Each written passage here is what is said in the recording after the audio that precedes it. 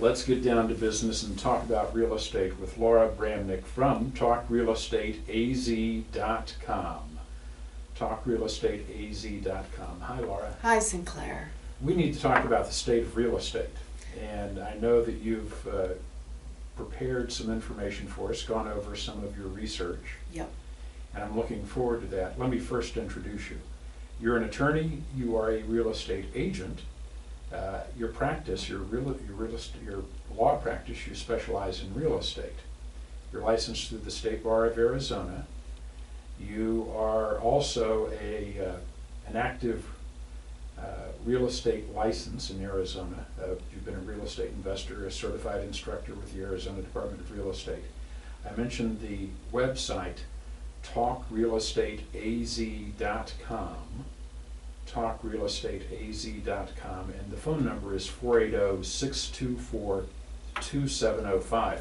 You work with residential, commercial, land transactions. That's correct. Many times you can serve as the real estate agent and provide legal advice on a transaction at no additional charge. That's correct. Or you can help somebody in a transaction or cleaning up a real estate mess. I see a lot of those. People they get forms from the internet, and unfortunately they don't know what they don't know. Sure. So they get into a mess, and then I have to clean it up, or try to clean it up. Right. And I always say the best thing to do is talk to Laura first. That's the old idea, an ounce of prevention is worth a pound of cure. Yes, it's important to know what issues you need to address, what can happen if certain things aren't in the contract. Most of the time the contract is silent about potential pitfalls, and it can create a very expensive, drawn-out litigation to resolve it. And you and I have talked about buying a home is an expensive proposition. Sure. And if you're going to pay hundreds of thousands of dollars, it might be worth it to pay a few $100s to consult with a lawyer just to make sure you're on the right track. Absolutely. Makes a lot of sense. And of course, buying and selling, you help people with that all the time. Yes. So you get the twofer with Laura. Laura. Let's talk about the state of real estate in the greater Phoenix marketplace right now. This has always been a very interesting real estate marketplace. We've seen some real booms, we've seen some big busts as well. Yeah, we're still reeling, I think, from the burst of the bubble. I think so. Even though our numbers are gradually going up in almost all areas of Arizona real estate, people still remember what happened when they lost a lot of their equity. Yeah, and I would, correct me if I'm wrong, but I think a lot of homes in Arizona are still underwater. 19%. Wow. Yes, 19%. And so we hope to continue to have that number go down. It was 23% in 2013, 21% in 2014. So it's gradually going down. Mm-hmm. But also the delinquency rate is below the national average. So that's good news.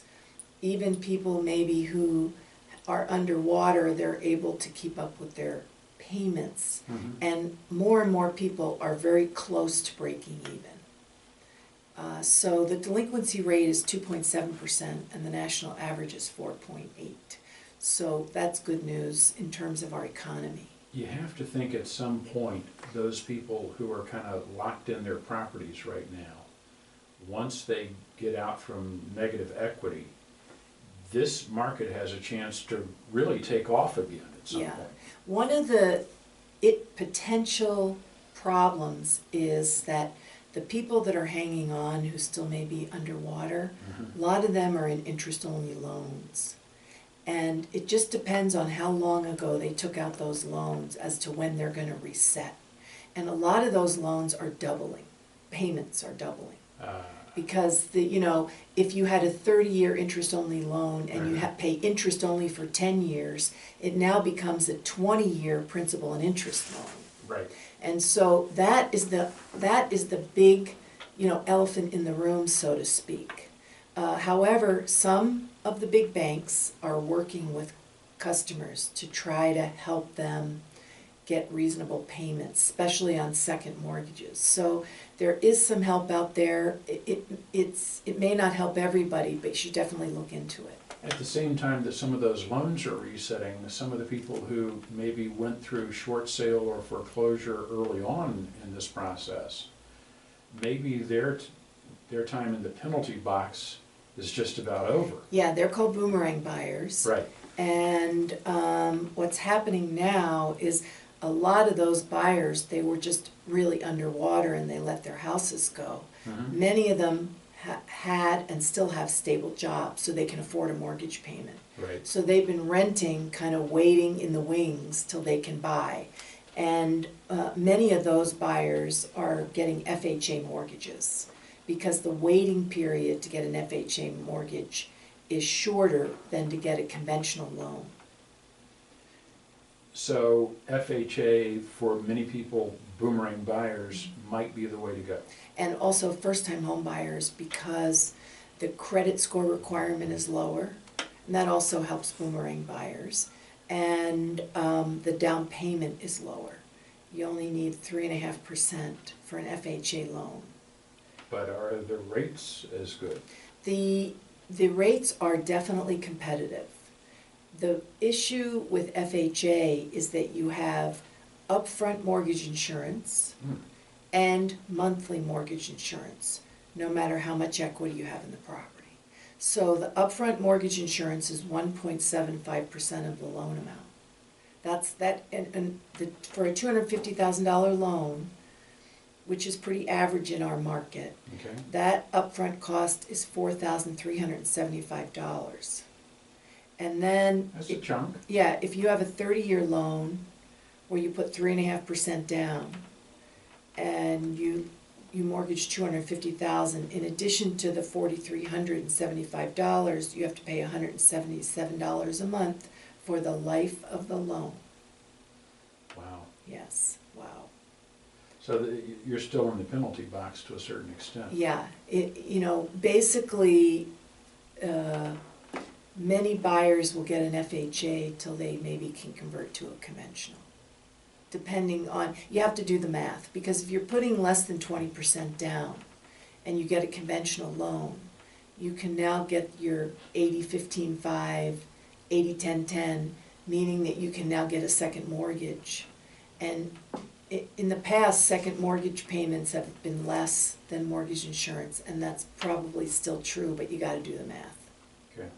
That 250 range is probably a good place to look, because depending upon which reports and research you're pulling, that's not far from an average home price in Phoenix. Yeah, the average home price, one report I read said in October of 2015 it was $208,000. Mm-hmm. Another report I read said it's $225,000. So it's definitely in the range. Yeah, and blend in a few new homes in there as well. Right. That gives you a general idea. What are you finding in the sub 250 and over 250 marketplace? Well, the sub 250 is the strongest. You have the most buyers in that category. And the problem is that the average home, when you take all the homes, including the $1 million homes, and the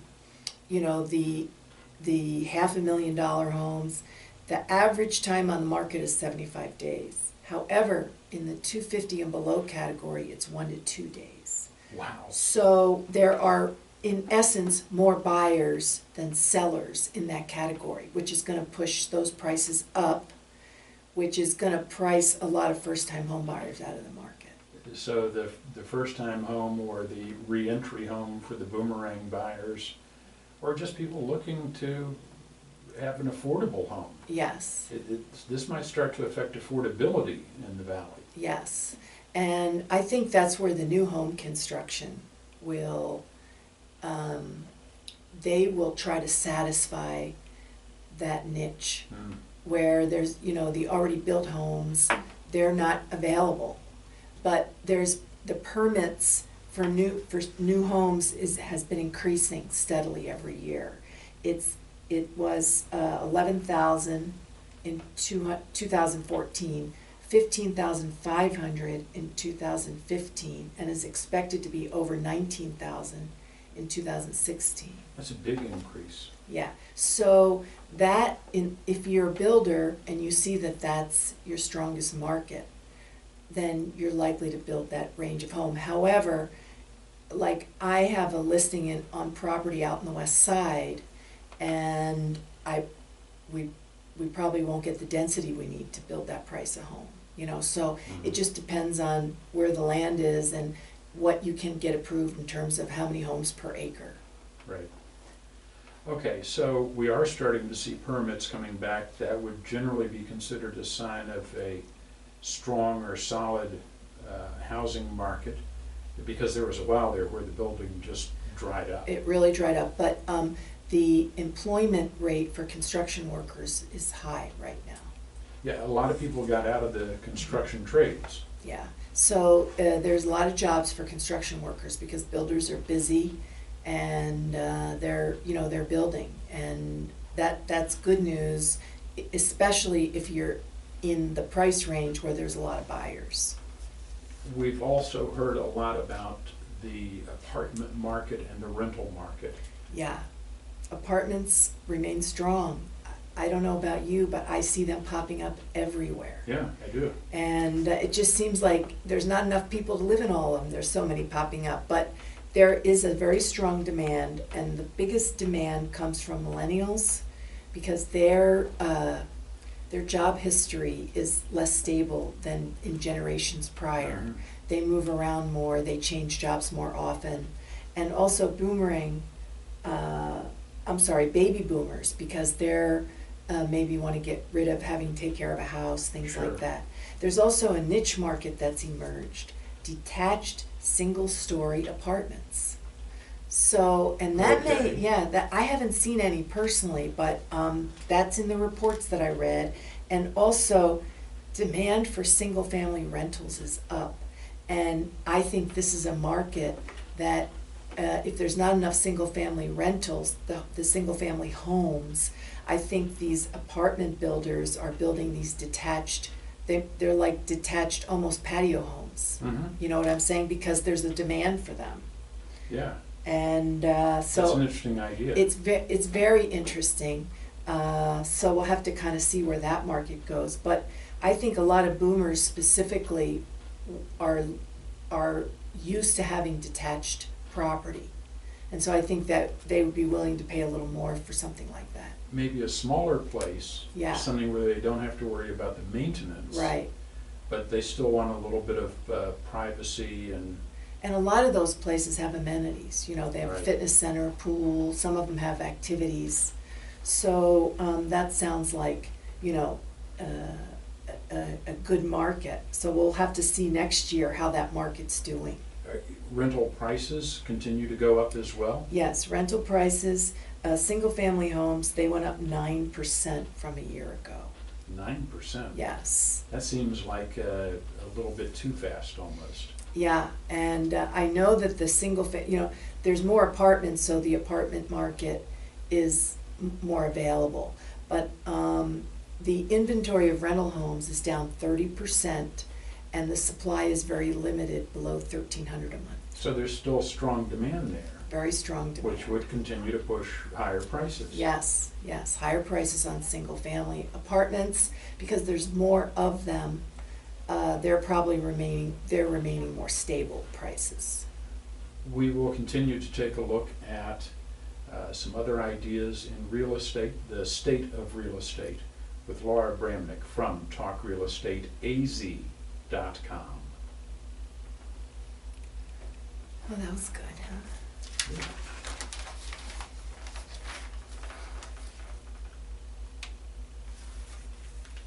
Money Radio, thank you for joining us today. We're talking with Laura Bramnick from TalkRealEstateAZ.com, getting a look at the state of real estate in the greater Phoenix marketplace.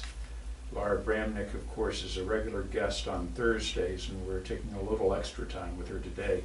for this look at Phoenix real estate. Laura, of course, is an attorney. She specializes in real estate. She's also a real estate agent here in Arizona. Her website, talkrealestateaz.com. Talkrealestateaz.com. It sounds as if the overall real estate market is really improving, getting better.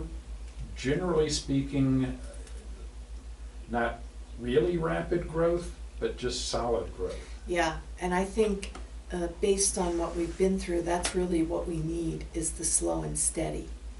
The big exception is the 250,000 and under market, which is exploding. And it sounds a little bit like the rental market as well. Yeah, the rental market's doing very well. And it's also interesting because you have more owner-occupied buyers than investors. And you know, our market was flooded with investors for a time. For a while, they just took over. And a lot of people didn't like that many, you know, rental homes in their neighborhood because they felt like, you know, these investors didn't really care so much about the neighborhood. I've heard, though, that cash sales are still around 29% or so of the overall Phoenix marketplace. And they tend to be investors, Yes. the cash sales. Also, townhouses and condo sales have risen faster than single-family homes. Huh, why do you think that is? I think that because the job market is better, you have more millennials buying instead of renting, and they don't want too much to take care of. You know, they want the smaller properties. Maybe also the baby boomers. A lot of baby boomers. Again, just kind of a demographic Yeah. shift that we're seeing. A lot of baby boomers lost a lot, especially if they had their retirement in real estate. Also, the stock market hasn't been great. So they are maybe living smaller than they thought they would have because of how their pension and their savings have been affected. You know, you get very little on your savings these days. And if you're relying on living on, you know, your interest on your investments, you know, if you were in real estate, you know, 5-10 years ago, you lost a lot. Mm-hmm. And if your money's in cash or in stocks, you may not be getting a good rate of return. That's true. So that's an issue with. Well, that brings up another point, though. Rate increases. We're probably going to see a fair amount of rate increases, probably a slow, steady, incremental movement. Do you think that that's going to harm the market, or that it'll just be so slow and gradual that it'll have a muted impact? I think the first couple rate increases are going to be relatively small by the Fed. Mm-hmm. And I don't think that will affect buyers qualifying, because you already have a little bit of fluctuation in the mortgage rates. Sure. You know, and that hasn't really affected the increase in people buying homes. But I think 12 months to 24 months, you could see a difference, because now you're talking about larger increases in the payments. And you're either going to see, and we already know the inventory of the lower priced homes is down. Mm-hmm. So it would seem to me that the only way to satisfy the lower market would be in new builds. Okay, that makes a lot of sense. Let me follow up a little bit with townhomes and condos, because we've had a variety of conversations over the past few years about homeowners associations. Yes. This is something, if people are considering a townhome or a condo, or sometimes just a single-family detached, they may be part of a homeowners association and not really aware of what that implies. That's correct. Many people come in from out of state, or they may have lived in an area of Phoenix or Arizona where they didn't have a homeowners association. And homeowners associations have very specific rules and regulations. And it's not, they have more power than many people think they do. And that's the issue. They can tell you how many dogs to have, how many total animals to have, the size of them, you know, and they can fine you if you leave your trash cans out, if you don't trim the weeds on your yard, they're just the obvious, most common ones. But there's other ones. I have clients who are maybe in some financial trouble and the homeowners association is requiring them to paint their house, the outside of their house. That's easily a $3,000 job, you know. So you want to be sure that you understand what you're getting into when you move to a certain community. And also, although the homeowners association has to have a vote of the members, which is the homeowners, in order to increase dues, many homeowners associations have trouble getting people to vote, and so they have very small percentages that are permitted for a quorum. So they Right. can raise your rates without you really knowing it. Okay. In other words, just be aware. Be aware. And if there's any question about a homeowners association, call Laura. Yeah, I'll read the 60 pages of the CC&Rs for you. Bless your heart. Laura Bramnick from TalkRealEstateAZ.com. There's a lot of fine print that goes into a real estate contractor, CC&Rs. Laura can help with all of that. She can help with your residential, commercial, land transactions. If you have an issue related to real estate, she's a real estate attorney. She can help with that as well. TalkRealEstateAZ.com. TalkRealEstateAZ.com. And the phone number, 480-624-2705. 480-624-2705. Laura does answer her own phone. So that number, 480-624-2705. And maybe when we get together next week, we'll talk about the state of commercial real estate in the Valley. That's great, thanks. Happy holidays.